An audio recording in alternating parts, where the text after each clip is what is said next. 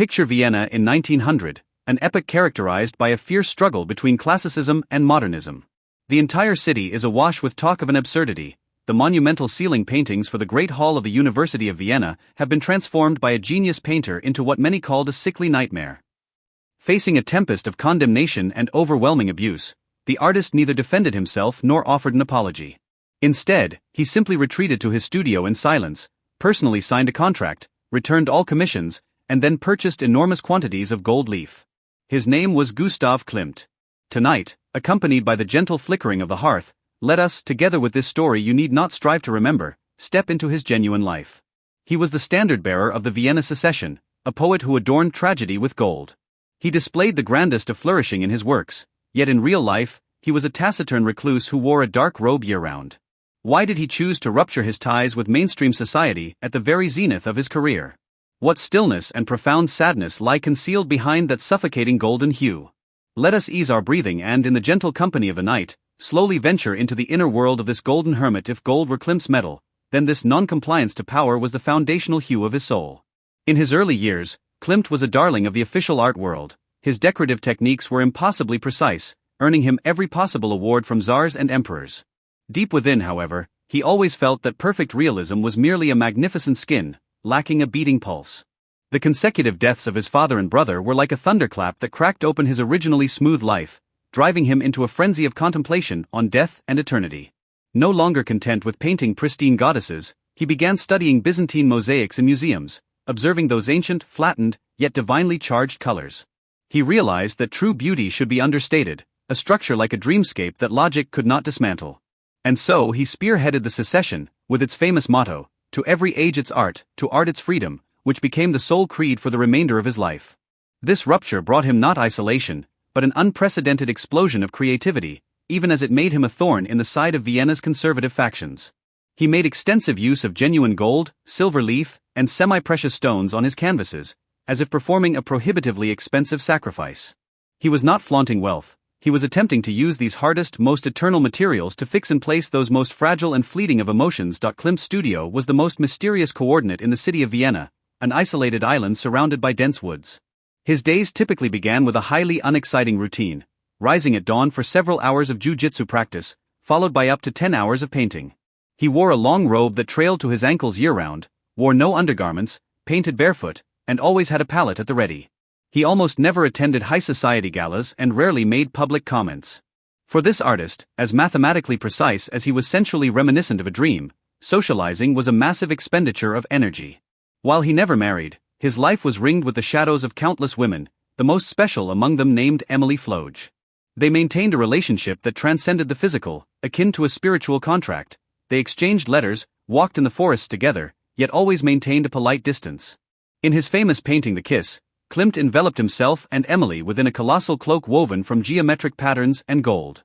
Within that picture, the world vanishes, the background becomes void of stardust, and only the couple freezes in that eternal radiance. This was Klimt's authentic state. He used art to build himself a golden cocoon, a defense against all external misunderstanding and prying eyes. Nevertheless, the hermit's inner world also encountered the cold tide of the age, an inescapable pressure from the depths of human nature. When the three ceiling paintings for the University of Vienna, Philosophy, Medicine and Jurisprudence, ignited a massive controversy, Klimt, for the first time, felt profoundly weary. Because he displayed so much of aging, disease and primal, uncontrollable human instincts in his paintings, the professors believed he was profaning the dignity of science. Politicians of the time even demanded the confiscation of his works. This arrogance of power completely severed Klimt's last lingering illusion of public art. He once wrote in anger, "Since you do not like it, I shall take truth away." He borrowed money to repay the official advances, hauled the paintings back to his studio, and announced he would henceforth accept no more government commissions. The price was immense. He lost the chance to become a national painter, yet he secured absolute sovereignty over his soul. During that period, he created numerous portraits. Under his brush, the high society women of Vienna seemed to become fragile butterflies imprisoned within opulent ornamentation. He painted portrait of Adele Bloch-Bauer I, the masterpiece known as Golden Adele. In this painting, Adele's fingers are nervously intertwined, a subtle psychological fissure that Klimt gently concealed with an overflowing deluge of gold leaf. He was not merely painting a person, he was using those decorative patterns to soothe the anxiety of a collapsing old era. Whenever high summer arrived, Klimt would escape the suffocating heat of Vienna and retreat to the shores of Adder Sea in the north for his summer rest. It was perhaps the time of his life that came closest to the meaning of spiritual solace. Amidst the lake and mountain scenery of Adder Sea, he completely laid down those elaborate golden symbols, turning instead to the embrace of nature. He would row a small boat to the center of the lake, set up his easel, and depict the water patterns disturbed by the wind, capturing the dappled light and shadow beneath the pear trees. His landscapes have almost no trace of human presence, only thick grasses, still sunflowers and layered leaves. This non-anthropocentric perspective held a powerful Zen quality, as if he were observing an Eden that had never been disturbed.